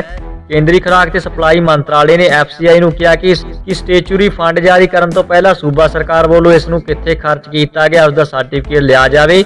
19 ਜਨਵਰੀ ਨੂੰ ਖੁਰਾਕ ਤੇ ਸਪਲਾਈ ਵਿਭਾਗ ਦੇ ਪ੍ਰਮੁੱਖ ਸਕੱਤਰ ਨੂੰ ਲਿਖੇ ਪੱਤਰ ਵਿੱਚ ਕੇਂਦਰ ਸਰਕਾਰ ਨੇ ਸੰਕੇਤ ਦਿੱਤੇ ਹਨ ਕਿ ਹਾਲਾਂਕਿ ਇਸ ਪੱਤਰ ਵਿੱਚ ਦਿਹਾਤੀ ਵਿਕਾਸ ਫੰਡ ਜੋ ਕਿ 3% ਲੱਗਾ ਹੋਇਆ ਹੈ ਨੂੰ ਇਸ ਵਾਰ ਝੋਨੇ ਦੇ ਸੀਜ਼ਨ ਵਿੱਚ ਰੋਕ ਦਿੱਤਾ ਗਿਆ ਸੀ, ਉਸ ਦਾ 1% ਜਾਰੀ ਕਰ ਦਿੱਤਾ ਹੈ ਤੇ ਬਾਕੀ 2% ਦੇ ਖਰਚ ਬਾਰੇ ਸੂਬਾ ਸਰਕਾਰ ਨੂੰ ਬਿਊਰਾ ਦੇਣ ਲਈ ਕਿਹਾ ਗਿਆ। ਪਰ ਇਸ ਰਿਵਾਈਜ਼ਡ ਕਾਸਟ ਸ਼ੀਟ ਵਿੱਚ ਜੋ ਸਭ ਤੋਂ ਅਹਿਮ ਗੱਲ ਕੀਤੀ ਗਈ ਹੈ ਉਹ ਹੈ ਕਿ ਮਾਰਕੀਟ ਫੀਸ ਤੇ ਆਰਡੀਐਫ ਨੂੰ ਸਰਕਾਰ ਨੇ ਕਿੱਥੇ ਖਰਚ ਕੀਤਾ ਹੈ, ਸਾਲਵਾਰ ਇਸ ਦਾ ਬਿਊਰਾ ਦੇਣਾ ਪਵੇਗਾ। ਹਾਲਾਂਕਿ ਵਿੱਤ ਮੰਤਰੀ ਮਨਪ੍ਰੀਤ ਬਾਦਲ ਦਾ ਕਹਿਣਾ ਹੈ ਕਿ ਇਹ ਸਟੇਚੂਰੀ ਫੰਡ ਹੈ ਤੇ ਵਿਧਾਨ ਸਭਾ ਵਿੱਚ ਐਕਟ ਪਾਸ ਕਰਨ ਤੋਂ ਬਾਅਦ ਹੀ ਲਾਏ ਗਏ ਹਨ।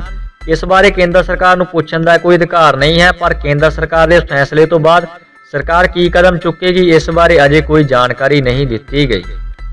ਮੰਤਰੀ ਭਾਰਤ ਭੂਸ਼ਣ ਆਸੂ ਨੇ ਦੱਸਿਆ ਕਿ ਇਸ ਮੀਟਿੰਗ ਤੋਂ ਬਾਅਦ ਕੇਂਦਰ ਸਰਕਾਰ ਨੇ 1% ਦੀ ਰਾਸ਼ੀ ਤਾਂ ਜਾਰੀ ਕਰਨ ਦੇ ਆਦੇਸ਼ ਦੇ ਦਿੱਤੇ ਹਨ ਤੇ ਬਾਕੀ 2% ਲਈ ਖਰਚ ਦਾ ਬਿਊਰਾ ਮੰਗਿਆ ਹੈ। ਸਾਡਾ ਵਿਭਾਗ ਲਗਾਤਾਰ ਉਹਨਾਂ ਦੇ ਸੰਪਰਕ ਵਿੱਚ ਹੈ ਤੇ ਇਹ ਰਾਸ਼ੀ ਵੀ ਜਾਰੀ ਕਰਵਾਈ ਜਾਵੇਗੀ। ਪੰਜਾਬ ਸਰਕਾਰ ਦੀ ਮੁਸ਼ਕਲ ਇਹ ਹੈ ਕਿ 2017 'ਚ ਕਿਸਾਨਾਂ ਦਾ 2 ਲੱਖ ਰੁਪਏ ਤੱਕ ਦਾ ਕਰਜ਼ਾ ਮਾਫ ਕਰਨ ਲਈ ਸਰਕਾਰ ਨੇ ਦਿਹਾਤੀ ਵਿਕਾਸ ਫੰਡ 2 ਤੋਂ 3% ਕਰਕੇ ਬੈਂਕਾਂ ਤੋਂ ਕਰਜ਼ ਲਿਆ ਹੈ, ਜਿਸ ਦੀ 652 ਕਰੋੜ ਰੁਪਏ ਛਮਾਈ ਕਿਸ਼ਤ ਜਾਂਦੀ ਹੈ।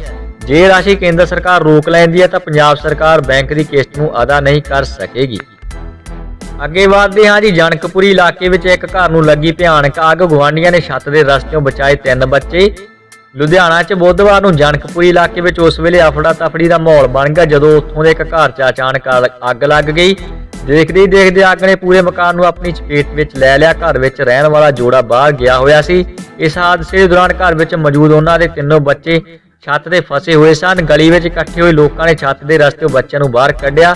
ਜਾਣਕਾਰੀ ਮਿਲਣ ਤੋਂ ਬਾਅਦ ਫਾਇਰ ਬ੍ਰਿਗੇਡ ਦੀ ਟੀਮ ਮੌਕੇ ਤੇ ਪਹੁੰਚੀ ਤੇ 1 ਘੰਟੇ ਦੀ ਮਸ਼ੱਕਤ ਤੋਂ ਬਾਅਦ ਅੱਗ ਤੇ ਕਾਬੂ ਪਾਇਆ ਗਿਆ। ਹਾਦਸਾ ਕਿੰਜ ਹੋਇਆ, ਇਸ ਬਾਰੇ ਮਾਮਲੇ ਦੀ ਜਾਂਚ ਥਾਣਾ ਡਿਵੀਜ਼ਨ ਨੰਬਰ 2 ਦੀ ਪੁਲਿਸ ਕਰ ਰਹੀ ਹੈ। ਹਾਂਜੀ ਦੋਸਤੋ, ਅੱਗੇ ਵੱਡੀ ਖਬਰ ਆ ਰਹੀ ਹੈ ਜੀ। ਪੰਜਾਬੀਆਂ ਲਈ ਮਾਣ ਵਾਲੀ ਗੱਲ, ਪੰਜਾਬੀ ਸਿੱਖ ਸਰਦਾਰ ਬਣਿਆ ਆਸਟ੍ਰੇਲੀਆਈ ਹਵਾਈ ਫੌਜ ਦਾ ਅਧਿਕਾਰੀ। ਪੰਜਾਬੀਆਂ ਨੇ ਹਰ ਪਾਸੇ ਆਪਣਾ ਨਾਮ ਚਮਕਾਇਆ ਹੈ, ਚਾਹੇ ਉਹ ਪੰਜਾਬ ਹੋਵੇ ਜਾਂ ਫਿਰ ਬਾਹਰਲੇ ਦੇਸ਼। ਪੰਜਾਬੀਆਂ ਨੇ ਆਪਣੀ ਇੱਕ ਵੱਖਰੀ ਪਹਿਚਾਣ ਬਣਾਈ ਹੈ। ਉਹਨਾਂ ਨੇ ਪੰਜਾਬੀ ਭਾਈਚਾਰੇ ਦਾ ਮਾਣ ਵਧਾਇਆ ਹੈ। ਇਸ ਦੀ ਉਦਾਹਰਣ ਪੰਜਾਬ ਦੇ ਜ਼ਿਲ੍ਹਾ ਫਿਰੋਜ਼ਪੁਰ ਦੇ ਜੰਮਪਲ ਸਿਮਰਨ ਸਿੰਘ ਸੰਧੂ ਨੇ ਪੇਸ਼ ਕੀਤੀ ਹੈ। ਸਿਮਰਨ ਸਿੰਘ ਸੰਧੂ ਰਾਇਲ ਆਸਟ੍ਰੇਲੀਅਨ ਹਵਾਈ ਫੌਜ ਵਿੱਚ ਬਤੌਰ ਮਿਸ਼ਨ ਅਧਿਕਾਰੀ ਨਿਯੁਕਤ ਹੋਇਆ ਹੈ। ਸਿਮਰਨ ਸਿੰਘ ਸੰਧੂ ਦਾ ਸਹੁੰ ਚੁੱਕ ਰਸਮ 15 ਜਨਵਰੀ ਨੂੰ ਫੌਜ ਦੇ ਮੁੱਖ ਹੈੱਡਕੁਆਟਰ ਐਡੀਲੈਂਡ ਵਿਖੇ ਹੋਇਆ। ਹੁਣ ਉਹ ਨੌਕਰੀ ਦੌਰਾਨ ਸਿਖਲਾਈ ਲਈ 3 ਸਾਲਾ ਔਰੋਨੋਟਿਕਲ ਟੈਕਨੋਲੋਜੀ ਡਿਗਰੀ ਪ੍ਰੋਗਰਾਮ ਲਈ ਕੈਨਬਰਾ ਵਿਖੇ ਜਾਏਗਾ। ਦੱਸ ਦਈਏ ਕਿ ਉਹ ਸਾਲ 2008 ਵਿੱਚ ਆਪਣੇ ਮਾਤਾ-ਪਿਤਾ ਰਣਜੀਤ ਕੌਰ ਸੰਧੂ ਨਾਲ ਆਸਟ੍ਰੇਲੀਆ ਪਰਥ ਸ਼ਹਿਰ ਵਿੱਚ ਆਇਆ ਸੀ। ਇੱਥੇ ਹੀ ਉਸਨੇ ਆਪਣੀ ਮੁੱਢਲੀ ਸਿੱਖਿਆ ਰੋਜ਼ਮਾਈਨ ਸੀਨੀਅਰ ਸਕੂਲ ਤੋਂ ਪ੍ਰਾਪਤ ਕੀਤੀ। ਛੋਟੀ ਉਮਰ ਵਿੱਚ ਹੀ ਪਹਿਲਾ ਪੰਜਾਬੀ ਸੋਲੋ ਪਾਇਲਟ ਬਣ ਕੇ ਸੰਧੂ ਨੇ ਵੱਖਰੀ ਪਹਿਚਾਣ ਬਣਾਈ। ਨਾਲ ਹੀ ਛੋਟੀ ਉਮਰ ਵਿੱਚ ਪ੍ਰਾਈਵੇਟ ਪਾਇਲਟ ਲਾਇਸੈਂਸ ਵੀ ਹਾਸਲ ਕੀਤਾ। ਸੰਧੂ ਦੀ ਇਸ ਪ੍ਰਾਪਤੀ ਤੇ ਪੰਜਾਬੀ ਭਾਈਚਾਰੇ ਵੱਲੋਂ ਉਸ ਦੇ ਮਾਪਿਆਂ ਨੂੰ ਵਧਾਈਆਂ ਦਿੱਤੀਆਂ ਜਾ ਰਹੀਆਂ ਹਨ। ਅੱਗੇ ਵਧਦੇ ਹਾਂ ਜੀ। IPS ਅਫਸਰ ਨੇ ਵਰਲਡ ਬੁੱਕ ਆਫ ਰਿਕਾਰਡਸ ਦਰਜ ਕਰਾਇਆ ਨਾ, ਜਿੱਤਿਆ ਆਇਰਨ ਮੈਨ ਦਾ ਖਿਤਾਬ। ਦੇਸ਼ ਦੇ IPS ਅਧਿਕਾਰੀ ਕ੍ਰਿਸ਼ਨ ਪ੍ਰਕਾਸ਼ ਨੇ ਇੱਕ ਵੱਡੀ ਉਪਲਬਧੀ ਹਾਸਲ ਕਰਕੇ ਭਾਰਤ ਦਾ ਨਾਮ ਪੂਰੇ ਵਿਸ਼ਵ ਵਿੱਚ ਉੱਚਾ ਕੀਤਾ ਹੈ। ਵਿਸ਼ਵ ਬੁੱਕ ਆਫ ਰਿਕਾਰਡਸ ਵਿੱਚ ਬਤੌਰ ਆਇਰਨ ਮੈਨ ਦੇ ਨਾਮ ਨਾਲ ਦਰਜ ਕਰਵਾਉਣ ਵਾਲੇ ਉਹ ਭਾਰਤੀ ਹਥਿਆਰਬੰਦ ਬਲਾਂ ਦੇ ਪਹਿਲੇ ਅਫਸਰ ਬਣ ਗਏ ਹਨ। ਦੱਸ ਦਈਏ ਕਿ ਇਹ ਖਿਤਾਬ ਹਾਸਲ ਕਰਨ ਵਾਲੇ ਉਹ ਦੇਸ਼ ਦੇ ਪਹਿਲੇ ਸਰਕਾਰੀ ਕਰਮਚਾਰੀ ਹਨ।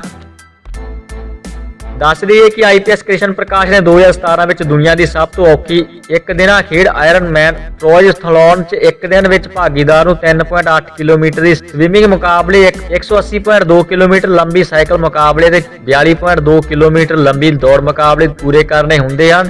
ਇਹ ਸਾਰੇ ਮੁਕਾਬਲੇ ਭਾਗੀਦਾਰ ਨੂੰ 16 ਤੋਂ 17 ਘੰਟੇ ਵਿੱਚ ਪੂਰੇ ਕਰਨੇ ਪੈਂਦੇ ਹਨ। IPS ਅਫਸਰ ਕ੍ਰਿਸ਼ਨ ਪ੍ਰਕਾਸ਼ ਨੇ ਆਪਣੇ ਟਵਿੱਟਰ ਅਕਾਊਂਟ ਉੱਤੇ ਵਰਲਡ ਬੁੱਕ ਆਫ ਰਿਕਾਰਡ ਵਿੱਚ ਇੱਕ ਕਿਤਾਬ ਨੂੰ ਹਾਸਲ ਕਰਨ ਦੀ ਜਾਣਕਾਰੀ ਲੋਕਾਂ ਦੇ ਨਾਲ ਸ਼ੇਅਰ ਕੀਤੀ। ਉੱਥੇ ਉਹ ਇਸ ਸਮੇਂ ਪਿਪਰੀ ਚਿੰਚਵਾੜ ਦੇ ਪੁਲਿਸ ਕਮਿਸ਼ਨਰ ਹਨ। ਉਹਨਾਂ ਨੇ ਟਵਿੱਟਰ ਉੱਤੇ 3 ਤਸਵੀਰਾਂ ਸ਼ੇਅਰ ਕੀਤੀਆਂ। ਇਸ ਵਿੱਚ ਉਹਨਾਂ ਨੂੰ ਬਤੌਰ first Indian government of servant, civil servant and uniformed services officer iron man triathlon ਪੂਰੀ ਕਰਨ ਦਾ ਸਰਟੀਫਿਕੇਟ ਦਿੱਤਾ ਗਿਆ ਹੈ। ਅੱਗੇ ਵਧਦੇ ਹਾਂ ਜੀ। ਪਾਕਿਸਤਾਨ ਗੋਲਾਬਾਰੀ ਦੌਰਾਨ ਅਖਨੂਰ ਸੈਕਟਰ 'ਚ ਅੱਤਵਾਦੀ ਘੁਸਪੈਠ ਦੀ ਕੋਸ਼ਿਸ਼, 3 ਅੱਤਵਾਦੀ ਢੇਰ। ਜੰਮੂ ਕਸ਼ਮੀਰ ਵਿੱਚ ਬਦਲਦੇ ਹਾਲਾਤ ਨਾਲ ਬਖਲਾਏ ਪਾਕਿਸਤਾਨ ਨੇ ਅੱਤਵਾਦੀਆਂ ਦੀ ਭਾਰਤੀ ਸਰਹੱਦ ਵਿੱਚ ਘੁਸਪੈਠ ਕਰਨ ਦੀਆਂ ਕੋਸ਼ਿਸ਼ਾਂ ਤੇਜ਼ ਕਰ ਦਿੱਤੀਆਂ ਹਨ। ਬੀਤੀ ਰਾਤ ਅਖਨੂਰ ਸੈਕਟਰ ਵਿੱਚ ਕੰਟਰੋਲ ਰੇਖਾ ਨਾਲ ਲੱਗਦੇ ਖੌਂਡ ਇਲਾਕੇ ਵਿੱਚੋਂ ਭਾਰਤੀ ਹੱਦ ਵਿੱਚ ਘੁਸਪੈਠ ਦੀ ਕੋਸ਼ਿਸ਼ ਕਰ ਰਹੇ 5 ਅੱਤਵਾਦੀਆਂ ਵਿੱਚੋਂ ਫੌਜ ਨੇ 3 ਨੂੰ ਮਾਰ ਮੁਕਾਇਆ। 2 ਅੱਤਵਾਦੀ ਬਚ ਕੇ ਨਿਕਲਣ ਵਿੱਚ ਕਾਮਯਾਬ ਰਹੇ। ਇਸੇ ਦੌਰਾਨ ਭਾਰਤੀ ਫੌਜ ਦੇ 4 ਜਵਾਨ ਵੀ ਜ਼ਖਮੀ ਹੋਏ ਹਨ। ਜ਼ਖਮੀਆਂ ਨੂੰ ਫੌਜੀ ਹਸਪਤਾਲ ਵਿੱਚ ਭਰਤੀ ਕਰਵਾਇਆ ਗਿਆ। ਜਾਣਕਾਰੀ ਅਨੁਸਾਰ ਅੱਤਵਾਦੀਆਂ ਨੂੰ ਘੁਸਪੈਠ ਕਰਾਉਣ ਲਈ ਪਾਕਿਸਤਾਨੀ ਫੌਜੀਆਂ ਨੇ ਦੇਰ ਰਾਤ ਅਚਾਨਕ ਅਖਨੂਰ ਸੁੰਦਰਬਨੀ ਵਿੱਚ ਪੈਂਦੇ ਖੌਂਡ ਸੈਕਟਰ ਵਿੱਚ ਗੋਲਾਬਾਰੀ ਸ਼ੁਰੂ ਕਰ ਦਿੱਤੀ। ਭਾਰਤੀ ਜਵਾਨ ਵੀ ਇਸ ਗੋਲਾਬਾਰੀ ਦਾ ਮੂੰਹ ਤੋੜ ਜਵਾਬ ਦੇ ਰਹੇ ਸਨ। ਇਸੇ ਦੌਰਾਨ 5 ਅੱਤਵਾਦੀ ਜਵਾਨਾਂ ਦਾ ਧਿਆਨ ਭਟਕਾਉਂਦੇ ਹੋਏ ਭਾਰਤੀ ਹੱਦ ਵਿੱਚ ਘੁਸਪੈਠ ਕਰਨ ਲੱਗੇ ਤਾਂ ਭਾਰਤੀ ਫੌਜੀਆਂ ਨੇ ਚੌਕਸੀ ਵਰਤਦੇ ਹੋਏ ਫਾਇਰਿੰਗ ਸ਼ੁਰੂ ਕਰ ਦਿੱਤੀ। ਇਸ ਦੌਰਾਨ 3 ਅੱਤਵਾਦੀ ਢੇਰ ਹੋ ਗਏ, ਜਦਕਿ 2 ਅੱਤਵਾਦੀ ਭੱਜਣ ਵਿੱਚ ਸਫਲ ਰਹੇ। ਅੱਗੇ ਵਧਦੇ ਹਾਂ ਜੀ। 30 ਜਨਵਰੀ ਨੂੰ 2 ਮਿੰਟ ਲਈ ਰੁਕ ਜਾਵੇਗਾ ਪੂਰਾ ਦੇਸ਼, ਸਰਕਾਰ ਨੇ ਜਾਰੀ ਕੀਤੇ ਨਵੇਂ ਆਦੇਸ਼। ਸ਼ਹੀਦੀ ਦਿਵਸ ਹਰ ਸਾਲ 30 ਜਨਵਰੀ ਨੂੰ ਮਨਾਇਆ ਜਾਂਦਾ ਹੈ। ਨਥੂਰਾਮ ਗੋਡਸੇ ਨੇ 30 ਜਨਵਰੀ ਨੂੰ ਹੀ ਰਾਸ਼ਟਰਪਿਤਾ ਮਹਾਤਮਾ ਗਾਂਧੀ ਨੂੰ ਗੋਲੀ ਮਾਰ ਕੇ ਹੱਤਿਆ ਕਰ ਦਿੱਤੀ ਸੀ। ਬਾਪੂ ਦੀ ਬਰਸੀ ਨੂੰ ਹਰ ਸਾਲ ਸ਼ਹੀਦੀ ਦਿਵਸ ਦੇ ਰੂਪ ਵਿੱਚ ਮਨਾਇਆ ਜਾਂਦਾ ਹੈ। ਸ਼ਹੀਦੀ ਦਿਵਸ ਭਾਵ 30 ਜਨਵਰੀ ਨੂੰ ਲੈ ਕੇ ਇਸ ਵਾਰ ਕੇਂਦਰ ਸਰਕਾਰ ਨੇ ਨਵੇਂ ਦਿਸ਼ਾ ਨਿਰਦੇਸ਼ ਜਾਰੀ ਕੀਤੇ ਹਨ। ਇਸ ਦਿਨ ਆਜ਼ਾਦੀ ਲਈ ਬਲੀਦਾਨ ਦੇਣ ਵਾਲਿਆਂ ਨੂੰ ਯਾਦ ਕੀਤਾ ਜਾਵੇਗਾ। ਕੇਂਦਰ ਸਰਕਾਰ ਦੇ ਨਵੇਂ ਆਦੇਸ਼ਾਂ 'ਚ ਇਸ ਦਿਨ ਨੂੰ ਹਰ ਸਾਲ ਦੀ ਤਰ੍ਹਾਂ ਸ਼ਹੀਦੀ ਦਿਵਸ ਦੇ ਰੂਪ 'ਚ ਮਨਾਇਆ ਜਾਣਾ ਤੈਅ ਹੋਇਆ ਹੈ। ਕੇਂਦਰੀ ਗ੍ਰਹਿ ਮੰਤਰਾਲੇ ਵੱਲੋਂ ਸਾਰੀਆਂ ਸੂਬਾ ਸਰਕਾਰਾਂ ਤੇ ਕੇਂਦਰ ਸ਼ਾਸਿਤ ਪ੍ਰਦੇਸ਼ਾਂ ਨੂੰ ਇਸ ਨੂੰ ਲੈ ਕੇ ਜ਼ਰੂਰੀ ਦਿਸ਼ਾ ਨਿਰਦੇਸ਼ ਜਾਰੀ ਕੀਤੇ ਗਏ ਹਨ। ਇਸ ਨਵੇਂ ਆਦੇਸ਼ 'ਚ ਦੇਸ਼ ਦੀ ਆਜ਼ਾਦੀ 'ਚ ਬਲੀਦਾਨ ਦੇਣ ਵਾਲਿਆਂ ਦੀ ਯਾਦ 'ਚ 2 ਮਿੰਟ ਦਾ ਮੌਨ ਰੱਖਣ ਨੂੰ ਕਿਹਾ ਗਿਆ। ਇਸ ਦੌਰਾਨ ਕੰਮਕਾਜ ਤੇ ਆਵਾਜਾਈ ਤੇ ਰੋਕ ਰਹੇਗੀ। ਗ੍ਰਹਿ ਮੰਤਰਾਲੇ ਵੱਲੋਂ ਸ਼ਹੀਦੀ ਦਿਵਸ ਲਈ ਜੋ ਆਦੇਸ਼ ਜਾਰੀ ਹੋਇਆ ਹੈ ਉਸ 'ਚ ਕਿਹਾ ਗਿਆ ਕਿ 30 ਜਨਵਰੀ ਨੂੰ ਸਵੇਰੇ 11 ਵਜੇ 2 ਮਿੰਟ ਦਾ ਮੌਨ ਰੱਖਿਆ ਜਾਵੇਗਾ। ਇਸ ਦੇ ਨਾਲ ਪੂਰੇ ਦੇਸ਼ 'ਚ ਉਹਨਾਂ 2 ਮਿੰਟਾਂ 'ਚ ਕੋਈ ਕੰਮਕਾਜ ਜਾਂ ਆਵਾਜਾਈ ਨਹੀਂ ਹੋਵੇਗੀ, ਜਿਸ ਦੌਰਾਨ ਪੂਰਾ ਦੇਸ਼ ਰੁਕ ਜਾਵੇਗਾ। ਹਾਂਜੀ ਦੋਸਤੋ, ਅੱਗੇ ਵਧਦੇ ਹਾਂ ਜੀ। ਜਲਪਾਈਗੁੜੀ 'ਚ ਖਤਰਨਾਕ ਸੜਕ ਹਾਦਸਾ, ਸੰਘਣੀ ਧੁੰਦ ਕਾਰਨ 3 ਵਾਹਨ ਟਕਰਾਏ। ਪੱਛਮੀ ਬੰਗਾਲ ਦੇ ਜਲਪਾਈਗੁੜੀ ਦੇ ਦੁਗੜੀ ਥਾਣਾ ਖੇਤਰ ਤਹਿਤ ਜਲ ਢਾਕਾ ਨਦੀ ਦੇ ਨੇੜੇ ਹਾਈਵੇ ਤੇ ਮੰਗਲਵਾਰ ਰਾਤ 9:15 ਵਜੇ ਸੰਘਣੀ ਧੁੰਦ ਕਾਰਨ ਬੋਲਡਰ ਟਰੱਕ ਨਾਲ 2 ਹੋਰ ਵਾਹਨ ਟਕਰਾ ਗਏ। ਇਸ ਘਟਨਾ 14 ਲੋਕਾਂ ਦੀ ਮੌਕੇ ਤੇ ਮੌਤ ਹੋ ਗਈ ਤੇ 10 ਲੋਕਾਂ ਦੇ ਜ਼ਖਮੀ ਹੋਣ ਦੀ ਸੂਚਨਾ ਮਿਲੀ। ਘਟਨਾ ਵਾਲੀ ਥਾਂ ਤੇ ਵੱਡੀ ਗਿਣਤੀ 'ਚ ਧੂਪਗੁੜੀ ਥਾਣੇ ਤੋਂ ਪੁਲਿਸ ਬਲ ਮੌਕੇ ਤੇ ਪਹੁੰਚ ਗਿਆ ਤੇ ਜ਼ਖਮੀਆਂ ਨੂੰ ਤੁਰੰਤ ਜਲਪਾਈਗੁੜੀ ਹਸਪਤਾਲ ਇਲਾਜ ਲਈ ਲਿਜਾਇਆ ਗਿਆ, ਜਦਕਿ ਮ੍ਰਿਤਕਾਂ ਦੀਆਂ ਲਾਸ਼ਾਂ ਪੋਸਟਮਾਰਟਮ ਲਈ ਭੇਜ ਦਿੱਤੀਆਂ ਗਈਆਂ ਹਨ। ਪੀਐਮ ਮੋਦੀ ਨੇ ਘਟਨਾ ਤੇ ਦੁੱਖ ਪ੍ਰਗਟਾਉਂਦੇ ਹੋਏ ਕਿਹਾ ਕਿ ਪੱਛਮੀ ਬੰਗਾਲ 'ਚ ਜਲਪਾਈਗੁੜੀ ਦੇ ਧੂਪਗੁੜੀ 'ਚ ਹੋਇਆ ਸੜਕ ਹਾਦਸਾ ਕਾਫੀ ਦੁਖਦਾਈ ਹੈ। ਦੁੱਖ ਦੀ ਇਸ ਘੜੀ 'ਚ ਸੋਗਗ੍ਰਸਤ ਪਰਿਵਾਰਾਂ ਲਈ ਈਸ਼ਵਰ ਨੂੰ ਪ੍ਰਾਰਥਨਾ ਕੀਤੀ ਹੈ। ਅੱਗੇ ਵਧਦੇ ਹਾਂ ਜੀ। ਦੁਨੀਆ ਦਾ ਸਭ ਤੋਂ ਵੱਡਾ ਕੋਵਿਡ ਟੀਕਾਕਰਨ ਮੁਹਿੰਮ ਸ਼ੁਰੂ ਹੁੰਦੇ ਹੀ ਭਾਰਤ ਨੂੰ ਮਿਲਿਆ ਸੰਯੁਕਤ ਰਾਸ਼ਟਰ ਦੀਆਂ ਏਜੰਸੀਆਂ ਦਾ ਸਾਥ। ਭਾਰਤ ਨੇ ਦੁਨੀਆ ਦਾ ਸਭ ਤੋਂ ਵੱਡਾ ਕੋਵਿਡ-19 ਟੀਕਾਕਰਨ ਅਭਿਆਨ ਸ਼ੁਰੂ ਕੀਤਾ ਹੈ। ਕਈ ਸੰਯੁਕਤ ਰਾਸ਼ਟਰ ਏਜੰਸੀਆਂ ਕਾਫੀ ਨਜ਼ਦੀਕੀ ਨਾਲ ਟੀਕਾਕਰਨ ਪ੍ਰੋਗਰਾਮ 'ਚ ਭਾਰਤ ਦੇ ਨਾਲ ਮਿਲ ਕੇ ਕੰਮ ਕਰ ਰਹੀਆਂ ਹਨ। ਇਹ ਸੰਯੁਕਤ ਰਾਸ਼ਟਰ ਮੁੱਖ ਦੇ ਇੱਕ ਬੁਲਾਰੇ ਨੇ ਦੱਸਿਆ। ਜਨਰਲ ਐਂਟੋਨੀਓ ਗੁਟੇਰਸ ਦੇ ਬੁਲਾਰੇ ਸਟੀਫਨ ਨੇ ਮੰਗਲਵਾਰ ਨੂੰ ਕਿਹਾ ਕਿ ਭਾਰਤ 'ਚ ਰੈਜ਼ੀਡੈਂਟ ਨੂੰ ਆਰਡੀਨੇਟਰ ਰੇਨਾਟਾ ਦੀ ਅਗਵਾਈ ਸੰਯੁਕਤ ਰਾਸ਼ਟਰ ਦੀ ਟੀਮ ਸਰਕਾਰ ਤੇ ਸੰਯੁਕਤ ਰਾਸ਼ਟਰ ਦੇ ਸਹਿਯੋਗੀਆਂ ਨੂੰ ਭਾਰੀ ਕੋਵਿਡ-19 ਟੀਕਾਕਰਨ ਪ੍ਰੋਗਰਾਮ 'ਚ ਸਹਿਯੋਗ ਕਰ ਰਹੀ ਹੈ। ਉਹਨਾਂ ਨੇ ਦੈਨਿਕ ਪ੍ਰੈਸ ਬਰੀਫਿੰਗ 'ਚ ਪੱਤਰਕਾਰਾਂ ਨਾਲ ਗੱਲਬਾਤ ਦੌਰਾਨ ਕਿਹਾ ਕਿ ਮੰਗਲਵਾਰ ਤੱਕ ਭਾਰਤ ਸਰਕਾਰ ਨੇ ਲਗਭਗ 1.5 ਮਿਲੀਅਨ ਲੋਕਾਂ ਨੂੰ ਟੀਕਾ ਲਗਾਇਆ ਹੈ। ਉਹਨਾਂ ਕਿਹਾ ਕਿ ਸੰਯੁਕਤ ਰਾਸ਼ਟਰ ਦੀਆਂ ਏਜੰਸੀਆਂ ਇਸ ਸਮੇਂ ਦੁਨੀਆ ਦੇ ਸਭ ਤੋਂ ਵੱਡੇ ਟੀਕਾਕਰਨ ਅਭਿਆਨ ਨੂੰ ਸਫਲ ਬਣਾਉਣ 'ਚ ਅਧਿਕਾਰੀਆਂ ਦੇ ਨਾਲ ਮਿਲ ਕੇ ਕੰਮ ਕਰ ਰਹੀਆਂ ਹਨ।